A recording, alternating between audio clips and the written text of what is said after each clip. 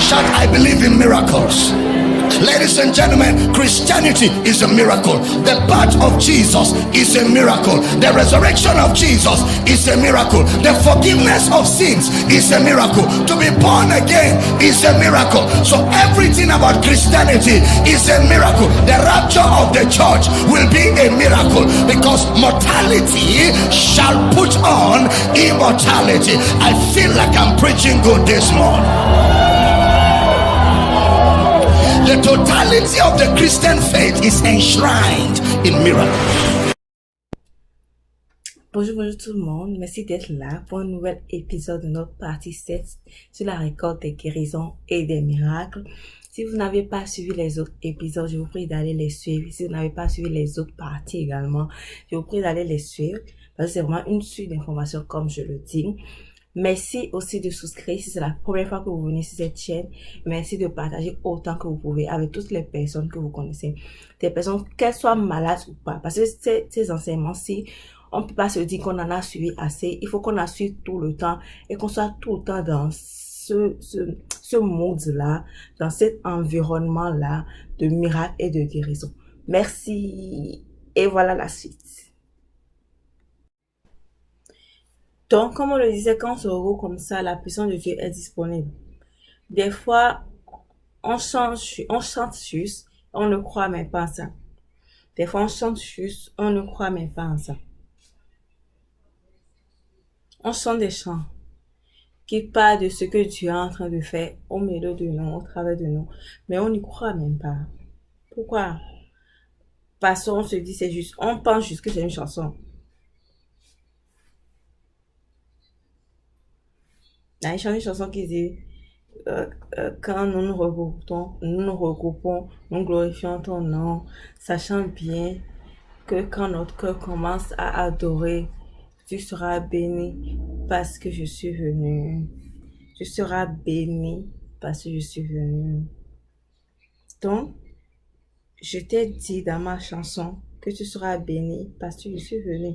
Donc, tu ferais mieux de te positionner ou de te préparer, je vais dire, pour être béni. Et je devrais me préparer et être sûr que j'amène la bénédiction.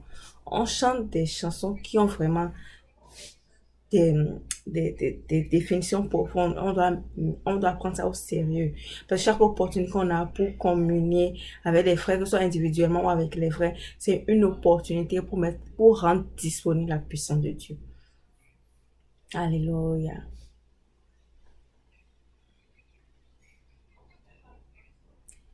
Maintenant, et si on sait que le guérisseur est là quand on se retrouve et on exerce son foi parce qu'on l'a vu plusieurs fois.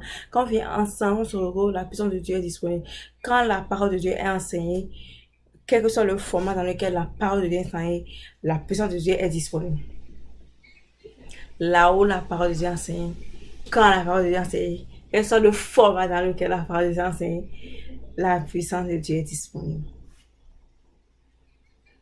La parole écrite, il y a certains qui étaient écrits il y a des millénaires, mais ça porte toujours ce poids-là, cette puissance-là,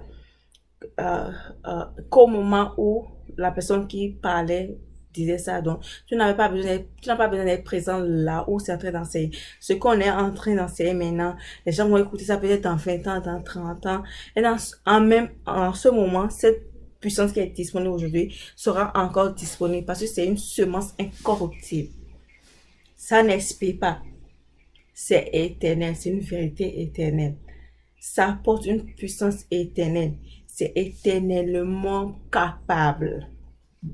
Après l'enseignement, on peut amener cet enseignement à l'hôpital. Fais écouter ça à quelqu'un qui est malade, il va recevoir la guérison. Ça n'expire jamais. Ce sont des vérités éternelles. Des vérités éternelles. N'importe quel endroit où la parole est mise ensemble, c'est la parole de Dieu. Quel que soit le format dans lequel c'est mis ensemble, la puissance de Dieu est accessible.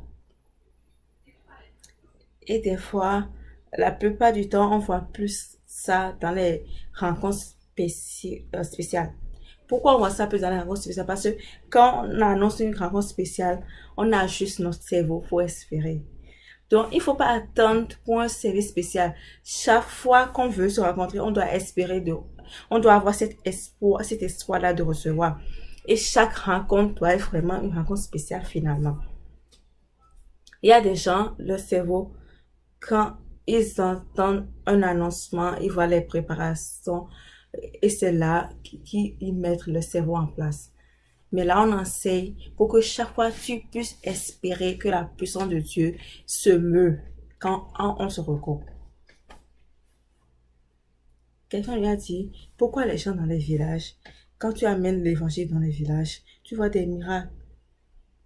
Parce que le cerveau n'a pas été mélangé comme nous, où on lit sur l'internet partout par rapport aux miracles faux.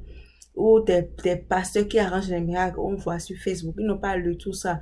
Leurs cerveaux sont frais, ils sont innocents. Donc quand on leur dit, quand Dieu peut faire, ils savent que Dieu peut faire. C'est plus facile pour eux de croire. Mais la société nous a exposé à tellement de choses, on a lu tellement de choses que nos cerveaux ont été mélangés. Donc quand on amène l'enseignement de la parole de Dieu, ça le prend du temps pour sortir de la négativité et se placer dans une position où ils peuvent se recevoir. Et certains ne sortent jamais de cette négativité. C'est pour ça qu'on doit garder notre cœur.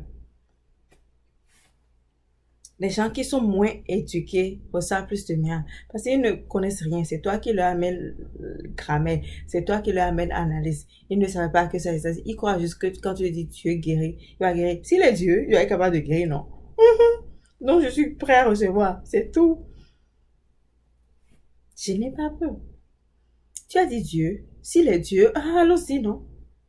Et c'est pour ça, tu peux prier sur de l'eau, tu le mets, ils boivent et guérir. Parce qu'ils croient que aussi c'est Dieu qui leur donne de l'eau. S'ils boivent, ça doit les guérir. C'est ça.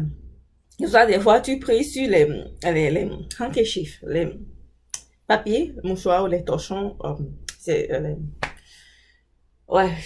papiers, mouchoirs ou oh my goodness, désolé.